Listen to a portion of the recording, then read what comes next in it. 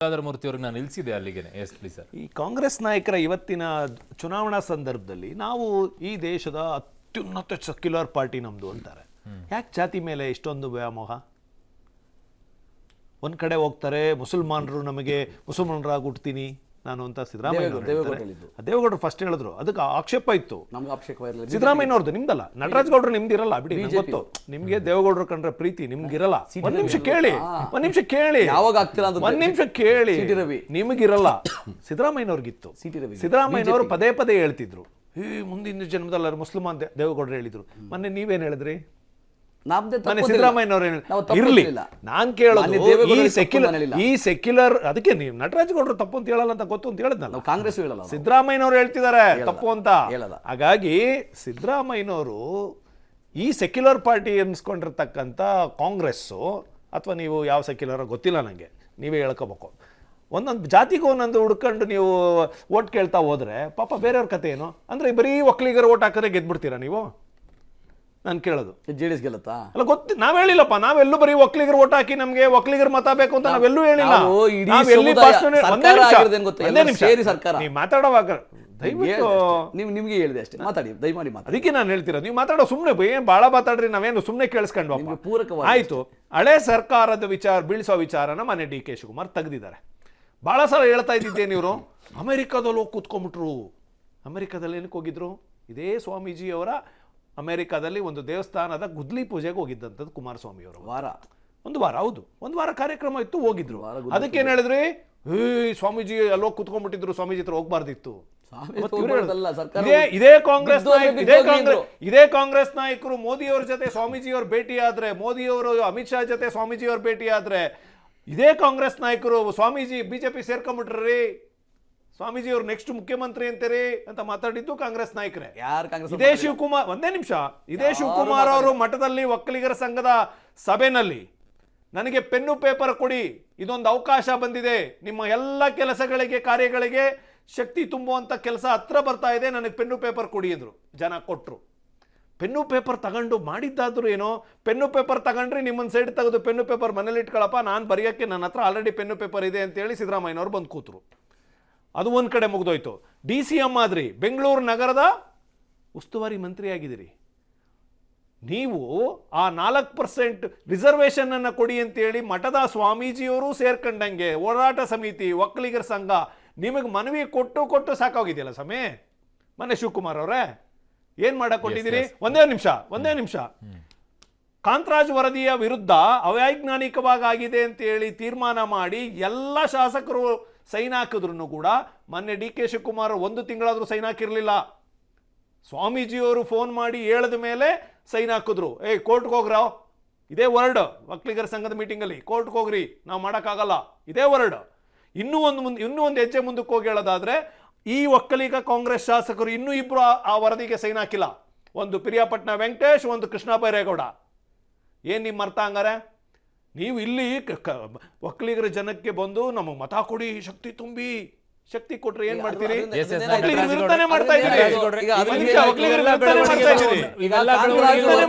ಕಾಂತರಾಜು ವರದಿ ವಿಚಾರದಲ್ಲಿ ಏನಾಯ್ತು ಹಂಗಾರೆ? ಬದಲಾವಣೆ ಏನಾಯ್ತು? ಒಂದು ವೈಜ್ಞಾನಿಕವಾಗಿ ಆಗ್ಲಿ ಅಂತ ಹೇಳ್ಬಿಟ್ರೆ ಯಾರ್ದಾದ್ರು ಅಬ್ಜೆಕ್ಷನ್ ಇತ್ತ? ಒಕ್ಕಲಿಗರು ಅಬ್ಜೆಕ್ಷನ್ ಇಲ್ಲ, ಯಾರ್ದು ಇಲ್ಲ.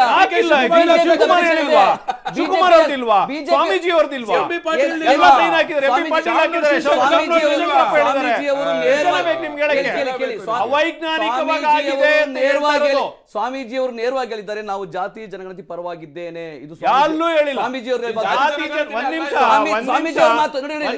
ನನಗೆ ಗೊತ್ತಿದೆ. ಸ್ವಾಮೀಜಿ ಅವರು ಲೆಟರ್ ಸೈನ್ ಹಾಕಿದ್ದಾರೆ. ಜಾತಿ ಜನಗಣತಿ ಬೇಡ ಅಂತ ಹೇಳಿದಾರ? ಬೇಡ ಅಂತ ಹೇಳಿಲ್ಲ, ನಾವು ಹೇಳ್ತಾ ಇಲ್ಲ. ಅದನ್ನ ಹೇಳ್ತಾರೆ ಬಿಜೆಪಿ ಹೇಳ್ತಾ ಇದೆ ಬೇಡ ಅಂತ. ನೀವು ಬಿಜೆಪಿ ಜೊತೆ ಕೈ ಜೋಡಿಸ್ತಾ ಇದ್ದಾರೆ, ಯಾಕೆಂದ್ರೆ ಅವರು ಬೇಡ ಅಂತ ಇದ್ದಾರೆ, ಅದಕ್ಕೆ ಕೈ ಜೋಡಿಸ್ತಾ ಇದ್ದಾರೆ. ಬಿಜೆಪಿ ಯಾವತ್ತೂ ಕೂಡ ಸಮಾನತೆಯ ವಿರೋಧಿ. ಬಿಜೆಪಿ ಸಮಾನತೆ ಬೇಡ ಅಂತ ಹೇಳ್ತಾರೆ. ನಿಮ್ದಾದ ಉದ್ದೇಶ ಶಿವಕುಮಾರ್ ಅವರು ನಿಮ್ದು ಆಯ್ತು, ನಮ್ ಟೈಮ್ ನಿಮ್ ಟೈಮ್ ಮುಗಿತು, ನಿಮ್ ಟೈಮ್ ಡಬಲ್ ತಗೊಂಡ್ಬಿಟ್ಟಿದ್ರ ನೀವು. ಈಗ ಬಿಜೆಪಿ ಸಮಾನತೆಯ ವಿರೋಧಿಗಳು, ಅವ್ರಿಗೆ ಎಲ್ಲಾ ಜಾತಿಗಳು ಸಮಾನತೆಯಾಗಿರಬಾರ್ದು, ಎಲ್ಲರೂ ಅಭಿವೃದ್ಧಿ ಹೊಂದಬಾರದು, ಆ ರೀತಿಯ ಉದ್ದೇಶ ದುರುದ್ದೇಶ ಇದೆ. ಆದ್ರೆ ನಿಮ್ಗೆ ಯಾಕೆ ಆ ರೀತಿ ಇದೆ? ನೀವು ಜಾತ್ಯತೀತ ಪಕ್ಷ ತಾನೆ, ಹಂಗಿರ್ಬೇಕಾದ್ರೆ ಎಲ್ಲರೂ ಮೇಲ್ವರ್ಗ ಬರಲಿ, ಈ ಒಂದು ಜಾತಿ ಜನಗಣತಿ ಆಗ್ಲಿ, ಸಮೀಕ್ಷೆ ಆಗ್ಲಿ, ಆರ್ಥಿಕವಾಗಿ, ಸಾಮಾಜಿಕವಾಗಿ, ಶೈಕ್ಷಣಿಕವಾಗಿ ಎಲ್ಲರಿಗೂ ಅವಕಾಶ ಆದ್ರೆ ನೀವು ಯಾರು ವಿರೋಧ ಅವ್ರ ಪರವಾಗಿದ್ದೀರಿ. ಗೌಡ್ರೆ, ಬರೀ ಜಾತಿ ಗಣತಿ ಒಂದೇ ಹೇಳಲಿಲ್ಲ ಅವರು. ಅದು ಜಾತಿ ಗಣತಿ ಅಂತೂ ಅಲ್ಲ, ಅದು ಸಮೀಕ್ಷೆ. ಅರುಣಂಗಲ ಇದೇ ವೇದಿಕೆಯಲ್ಲೇ ಕೂತ್ಕೊಂಡು ನಾನು, ನಟರಾಜ್ ಗೌಡ್ರು, ಇನ್ನೊಬ್ರಿದ್ರು, ಯಾರು ಚಲವಾದಿ ವಿನಾರಾಯಣ ಸ್ವಾಮಿ ಇದ್ರು. ಇದೇ ಚರ್ಚೆಗೆ ಬಂದಾಗ ನಮ್ಮನೆಗೂ ಬಂದಿಲ್ಲ, ನಿಮ್ಮನೆಗೂ ಬಂದಿಲ್ಲ ಅಂತ ನೀವು ಒಪ್ಕೊಂಡ್ರಿ ಇವತ್ತು. ಅಂದ್ರೆ ನನ್ನ ಮನೆಗೆ ಬಂದಿಲ್ಲ ಅಂತ ಅವೈಜ್ಞಾನಿಕವಾಗಿ ಮಾಡ್ತಾರೆ ಅಂತೆಲ್ಲ. ಸಮೀಕ್ಷೆ ಮತ್ತೆ ಸಮೀಕ್ಷೆ ಜಾತಿ ಗಣತಿ ಯಾಕೆ ಮಾಡ್ತೀರಿ? ಸಮೀಕ್ಷೆ ಜಾತಿ ಗಣತಿಗೆ ಯಾಕೆ ಹೋಲಿಸ್ತಾ ಇದ್ದೀವಿ? ನಾವು ಜಾತಿ ಗಣತಿ ಮಾಡೋದು ನಾವು ಅಧಿಕಾರಕ್ಕೆ ಬರ್ತೀವಲ್ಲ 2024 ಇಂಡಿಯಾ ಮೈತ್ರಿಕೂಟ ಬರುತ್ತಲ್ಲ, ಅವಾಗ ಜಾತಿ ಗಣತಿ ಮಾಡೋದು ಇಡೀ ದೇಶದಲ್ಲಿ.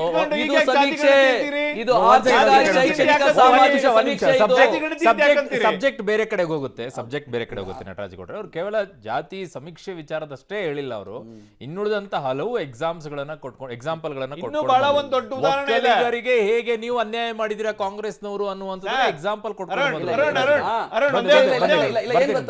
ಈಗ ಜೆಡಿಎಸ್ ಕೇವಲ ಒಕ್ಕಲಿಗರ ಪಕ್ಷ ಅಂತ ಆಗಿರಬಹುದು, ಆದ್ರೆ ಒಕ್ಕಲಿಗರ ಪಕ್ಷ ಹಾಗೆ ಇದ್ರು ಕೂಡ ಈಗ 3 ಟಿಕೆಟ್ ಸಿಗುತ್ತೆ ಅವ್ರಿಗೆ.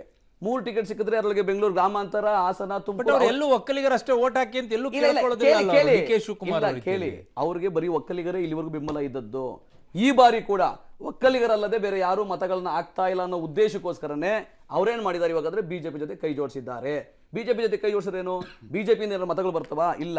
ಅಲ್ಲಿ ಹಿಂದುಳಿದ ವರ್ಗದ ಕೆಲವು ಹುಡುಗರು ಇಲ್ಲ ಇದು ಬಿಜೆಪಿ ಓಟ್ ಹಾಕ್ಬೋದು ಅಂತ ಅನ್ಸಿರ್ಬಹುದು, ಅವ್ರು ನಮ್ಗೆ ಹಾಕ್ತಾರೆ ಅಂತ. ಒಂದು ವಾಸ್ತುಸ್ಥಿತಿ ಏನಂದ್ರೆ ಬಿಜೆಪಿಗೆ, ಜೆಡಿಎಸ್ಗೆ ಮೈನಾರಿಟಿ ಓಟ್ ಹಾಕಲ್ಲ, ದಲಿತರು ಓಟ್ ಹಾಕಲ್ಲ, ಸಂವಿಧಾನ ವಿರೋಧಿಗಳು.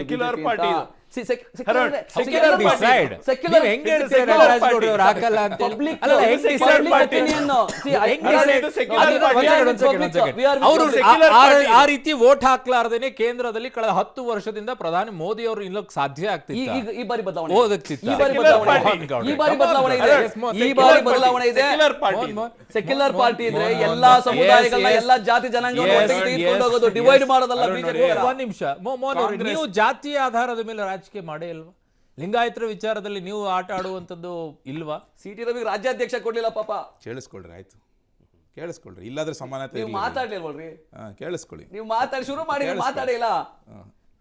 ನೋಡಿ ಅರುಣ್, ಕಾಂಗ್ರೆಸ್ ಡಬಲ್ ಸ್ಟ್ಯಾಂಡರ್ಡ್ ಹೆಂಗಿರುತ್ತೆ ಅಂದ್ರೆ, ಅವಾಗ್ಲಿಂದ ಸುಮಲತಾ ಹೆಸರು ಹೇಳ್ತಾವ್ರಿ ಇವರು. ಕಳೆದ ಬಾರಿ ಚುನಾವಣೆ ಸಂದರ್ಭದಲ್ಲಿ ಇದೇ ಸುಮಲತನ ಅವ್ರು ಒಕ್ಕಲಿಗರಲ್ಲ, ಅವ್ರೇನೋ ನಾಯ್ಡುಗಳು, ಅವ್ರ ಒಕ್ಕಲಿಗರಲ್ಲ, ಅವ್ರ ನಾಯ್ಡುಗಳು ಅಂತ ಹೇಳ್ಕೊಂತಿರ್ತೀವಿ ಕಾಂಗ್ರೆಸ್ ಅವರು. ನೋಡಿ ಡಬಲ್ ಗೇಮ್, ಡಬಲ್ ಸುಮಲತಾ ಅವ್ರನ್ನ ಒಕ್ಕಲಿಗರು ಅಂತ ಹೇಳ್ತಾರೆ. ಎಂತ ಸುಳ್ಳು ಹೇಳ್ತಾರೆ ರೇ, ಇಂಥ ಪುಂಗಿಯವರು ಅವರು, ಇಂಥ ಸುಳ್ಳು ಹೇಳೋರಿಗೆ ಒಕ್ಕಲಿಗರು ಓಟ್ ಹಾಕ್ಬೇಕಾ? ನೋಡಿ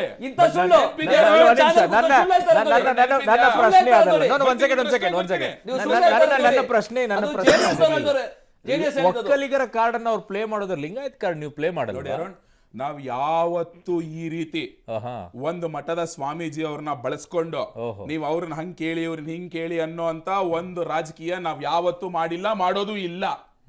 ಸರ್ವರಿಗೂ ಸಮಾನತೆ ಏನೇನ್ ಕೊಡ್ಬೇಕು ಸಮಾಜದಲ್ಲಿ, ಅದು ಟಿಕೆಟ್ ಹಂಚಿಕೆಯಲ್ಲಿ ಆಗ್ಬೋದು, ಬೇರೆ ಬೇರೆ ವಿಚಾರಗಳಲ್ಲಾಗ್ಬೋದು, ಪದಾಧಿಕಾರಿಗಳ ಅಪಾಯಿಂಟ್ಮೆಂಟ್ ಅಲ್ಲಿ ಆಗ್ಬೋದು, ಎಲ್ಲಾ ನೋಡಿನೇ ಮಾಡ್ತೀವಿ. ಅರ್ಥ ಅಲ್ಲ, ಅದು ಸಾಮಾಜಿಕ ನ್ಯಾಯ ಇಟ್ಕೊಂಡು ಮಾಡೋದಷ್ಟೇ, ಅದು ಬಿಟ್ಟು ಇನ್ನೇನು ಇಲ್ಲ. ನನ್ನ ಪ್ರಶ್ನೆ ಅಲ್ವಾ? ಹೌದಲ್ವಾ? ಹಾಗಿದಾಗ ನೀವು ಎಲ್ಲಾ ಸಮಾನತೆ ನೋಡೋದಾಗಿದ್ರೆ ಮುಖ್ಯಮಂತ್ರಿನೂ ಬರೀ ಲಿಂಗಾಯತ್ ಕಮ್ಯುನಿಟಿ ಅವ್ರನ್ನ ಯಾಕೆ ತರಬೇಕು? ಯಾಕೆ ಡಿ ವಿ ಸದಾನಂದ ಗೌಡ್ರು ಲಿಂಗಾಯತ್ರ? ಅದು ಒಂದ್ ತಂದಿಟ್ಟಿದ್ರಿ. ಅಲ್ಲ, ನಾವು ಅಧಿಕಾರಕ್ಕೆ ಬಂದಿದೆ ಉಳಿದಿತ್ತು, ಅಧಿಕಾರಕ್ಕೆ ಬಂದಿರೋದೇ 2 ಸಲ. ಅದ್ರಾಗ 4 ಮುಖ್ಯಮಂತ್ರಿಗಳಾದ್ರಲ್ವಾ ಅರುಣ್? 2 ಸಲ ಯಡಿಯೂರಪ್ಪನವರು, ನೋಡಿ ಶೆಟ್ಟರ್ ಅವರು, ಸದಾನಂದ ಗೌಡರು, ಮತ್ತೆ ಯಡಿಯೂರಪ್ಪನವರು, ಮತ್ತೆ ಬೊಮ್ಮಾಯಿ ಅವರು. ನೋಡಿ ಅರುಣ್, ನಮಗೆ 5 ವರ್ಷ ಫಸ್ಟ್ ಟೈಮ್ ಸಿಕ್ತು, ಅದಾದ್ಮೇಲೆ ಮತ್ತೆ 3.5 ವರ್ಷ ಸಿಕ್ತು. ನಾವ್ 8.5 ವರ್ಷದಲ್ಲಿ ನಾವ್ ಎಷ್ಟು ಬೇಕು ಮಾಡಿದೀವಿ ಲಿಂಗಾಯತರುಗಳನ್ನ. 5 ಜನ ಆದ್ರು, ಇವ್ರನ್ನ ಯಾರು ರಿಪೀಟ್ ಆಯ್ತು ಯಡಿಯೂರಪ್ಪ ಒಕ್ಕಲಿಗರನ್ನ, ಆಯ್ತಲ್ವಾ? ಈಗ ಮುಂದಿನ ದಿನಗಳಲ್ಲಿ ಬದಲಾವಣೆ ಆಗ್ಬೋದು, ಬೇರೆ ಬೇರೆಯವರು ಬರ್ಬೋದು. ನಾವ್ ಅದ್ರ ಬಗ್ಗೆ ನಾನೇನು ಕಮೆಂಟ್ ಮಾಡ್ತಾನೆ ಇಲ್ಲ. ಬಟ್ ನಾನಿಲ್ಲಿ ಹೇಳ್ತಾ ಇರೋದು, ಡಿ ಕೆ ಶಿವಕುಮಾರ್ ಅವರು ಒಕ್ಕಲಿಗ ಕಾರ್ಡ್ ಪ್ಲೇ ಮಾಡೋದ್ರಲ್ಲಿ ತಪ್ಪೇನಿದೆ? ನೀವು ಲಿಂಗಾಯತ್ ಕಾರ್ಡ್ ಪ್ಲೇ ಮಾಡ್ತೀರಾ? ಹೇಳ್ತಾ ಇರೋದು ಡಿ ಕೆ ಶಿವಕುಮಾರ್ ಅವರು ಒಕ್ಕಲಿಗರ ಕಾರ್ಡ್ ಪ್ಲೇ ಮಾಡ್ಲಿ, ಯಾರ ಹತ್ರ ಮಾಡ್ಲಿ? ಸಿದ್ದರಾಮಯ್ಯನವ್ರ ಮುಂದೆ ಮಾಡ್ಲಿ. ಸೋನಿಯಾಗಿಂದೇ ಮಂದೆ ಮಾಡ್ಲಿ, ನಾನು ತಗೊಂಬಂದೆ ಅಧಿಕಾರಕ್ಕೆ ನನ್ನನ್ನು ಯಾಕೆ ಮುಖ್ಯಮಂತ್ರಿ ಮಾಡ್ಲಿಲ್ಲ ಅಂತ ಮಾಡ್ಲಿ. ಸ್ವಾಮೀಜಿಗಳ ಹತ್ರ ಹೋಗ್ಬಿಟ್ಟು ಸ್ವಾಮೀಜಿಗಳೇ ಸೋನಿಯಾ ಗಾಂಧಿನ ಫೋನ್ ಮಾಡಿ ಕೇಳಿ, ನೀವು ಯಾಕೆ ನನ್ನನ್ನು ಮಾಡ್ತಿಲ್ಲ ಅಂತ ಹೇಳಿ. ಸಿದ್ದರಾಮಯ್ಯ ಅವ್ರು ಕರ್ಸ್ಬಿಟ್ಟು ಮಾತಾಡ್ಲಿ, ವಾಪಸ್ ಗೊತ್ತಿಲ್ಲ. ಕೊಡ್ತೀನಿ, ಒಂದು ವಿರಾಮ ತಗೊಂಡು ವಾಪಸ್ ಬರ್ತೀನಿ.